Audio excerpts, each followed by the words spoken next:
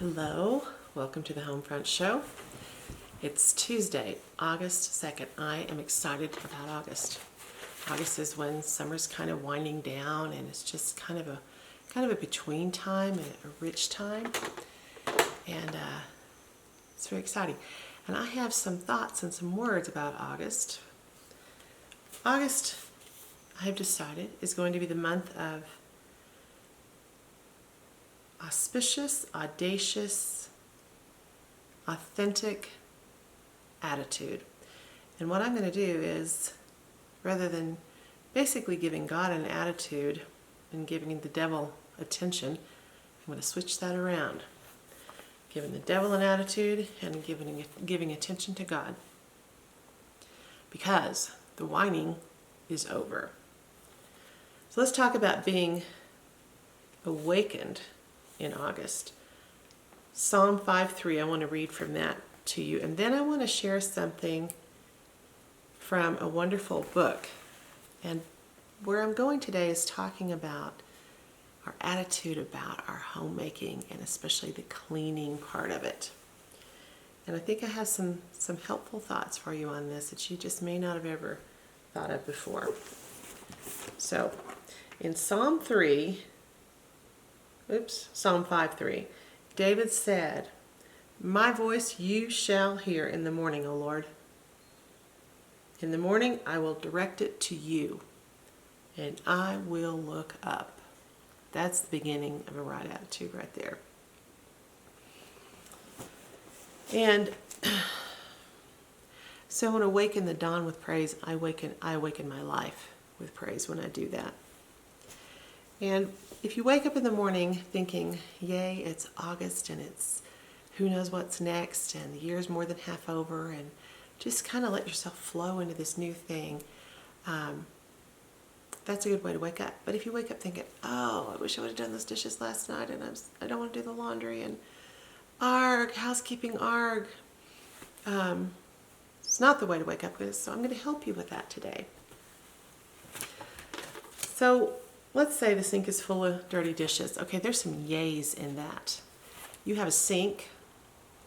You have running water, hopefully.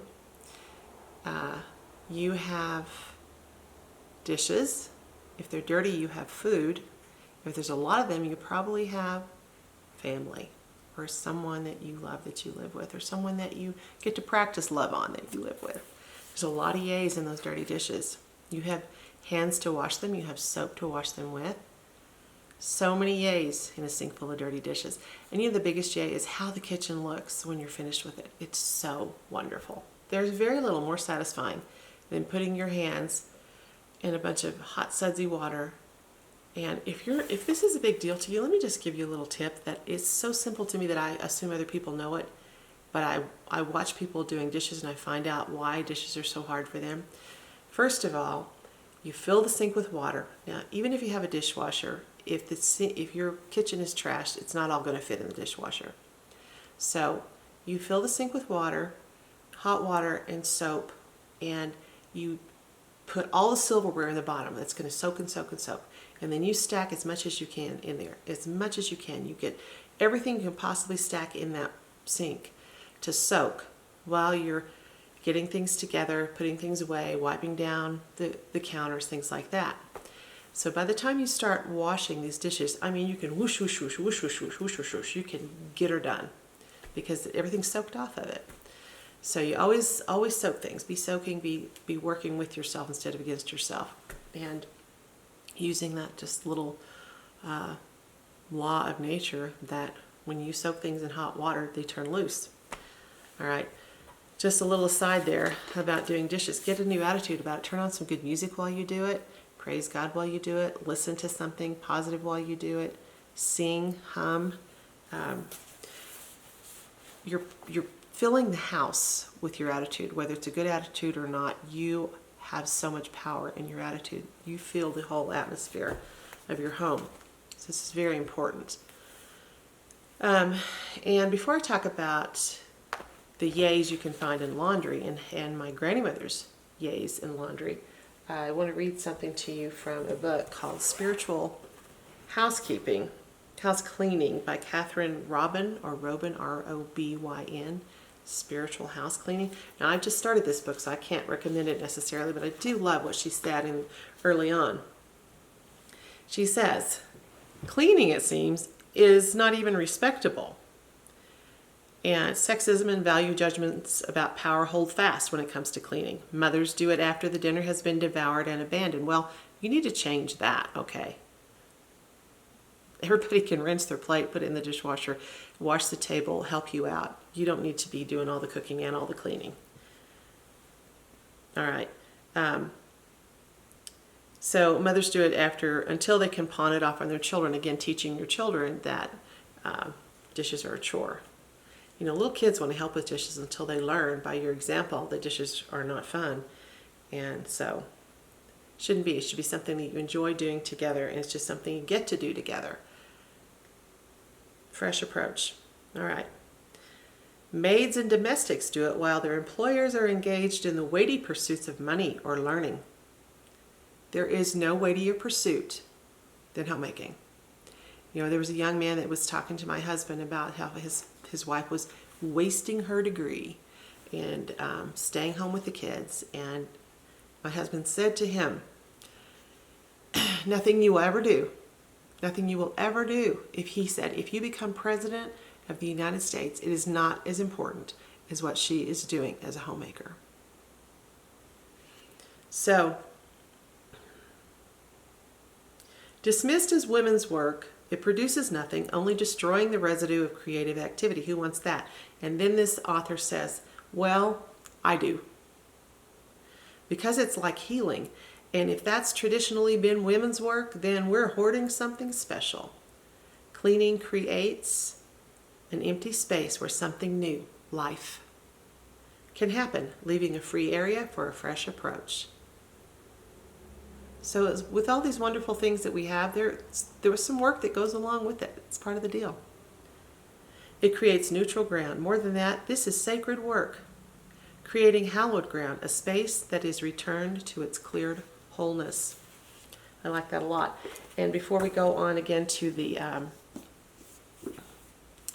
actually, I'm going to save my next book by Ruth Cho Simons, Beholding and Becoming. I'm going to come back to this. This is a marvelous book. This is a gift from my cousin Lisa, who I just love and love her gifts. But I want to talk about some more finding the yays and what you have to do. So how about the yays in laundry piled high? Okay, here's another tip. This works for me. I just zip, zip, zip. I separate everything first before I fold it. I don't fold and then fold and then, I mean, here goes all the socks, here goes the underwear, here goes the towels, here goes everything in their own little pile. And then I just start with one pile very quickly. That's how you do that pile. And the next one and so on. I usually leave it out if I'm folding for other people. If I'm folding my husband's, my kids long ago did their own laundry, but if I'm folding for my husband, he puts it away. And he often does laundry if he runs out.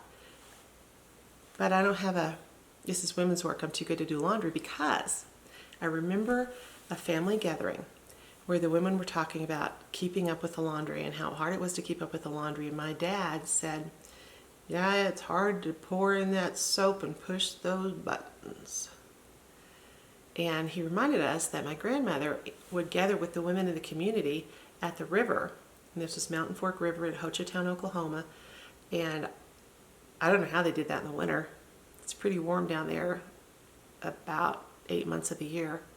But they gathered at the river, and the kids got in the river and bathed, and the mothers washed the clothes in the river for big families. So yeah, pushing some buttons and pouring some soap, it's not that hard, really. It's an attitude thing. So find the yays, find the yays. You have a washing machine. Not everybody does. If you don't have a washing machine, if you live in America, there's probably a laundry that you can go to. If you live in an apartment, there's probably right downstairs. And we go, I don't want to carry all that laundry down those stairs. It's good for your legs. Find the yay. Find the yay. You've got clothes to wash. You have clothing. There's yay in that. You can get auspiciously positive about things. And by auspicious, I mean it shows about things. And when you don't take the attitude that everybody else has, because we've got a lot of sorry attitudes. I mean, there are people in the world that have one bowl of water to bathe all their children. There are people in the world that wait when the water truck leaves, bringing the water for the wealthy, and if there's some dripped in the mud, they get that water out of the mud. Find the yays in what you have. Don't complain about laundry and dishes. Don't complain. You just build that up in your mind, is that that you're a whiner. You hear yourself whine, and it perpetuates. Remember, W is for winner. The whining is over. Look for the yays. You know, if you have to wash all your stuff in the bathtub by hand, you have a bathtub. You have hands. If you don't have your laundry soap, well, you've got enough money probably to get one of those cheap bars of Ivory. Hopefully.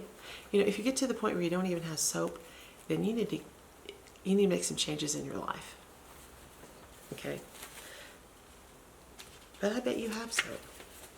So you want to be audacious this August. Some little things you've been thinking about doing. And there goes life beginning at my house. Some little things you've been thinking about doing that seem like a big thing, but they're not. Think about what's on the other side of them.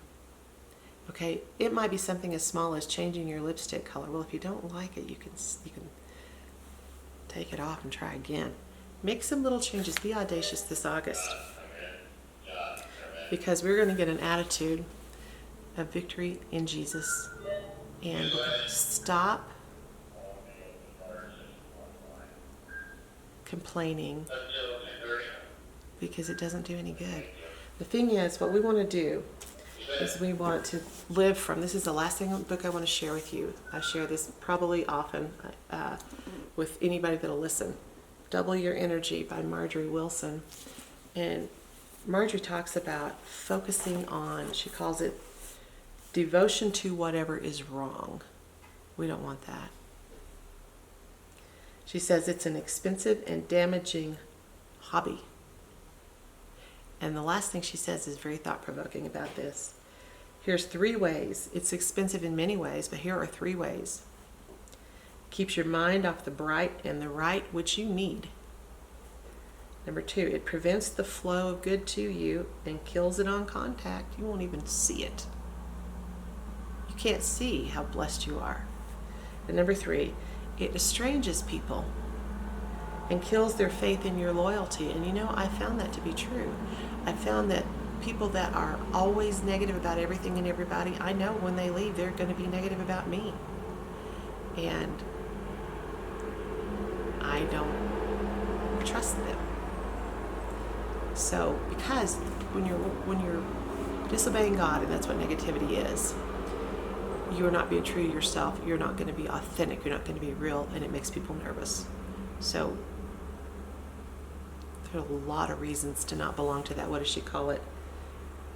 Devotion to whatever is wrong club. There's a lot of things right about you and your life and being here at this moment in time. So I just encourage you to start looking for the A's in every single thing. Look for the yay. It's there. And I'm going to be back. My next show will be a history tea party. Got some really interesting things about some people that, where did they look for the yay? And fabulous results. So thanks very much for being with me. Happy August.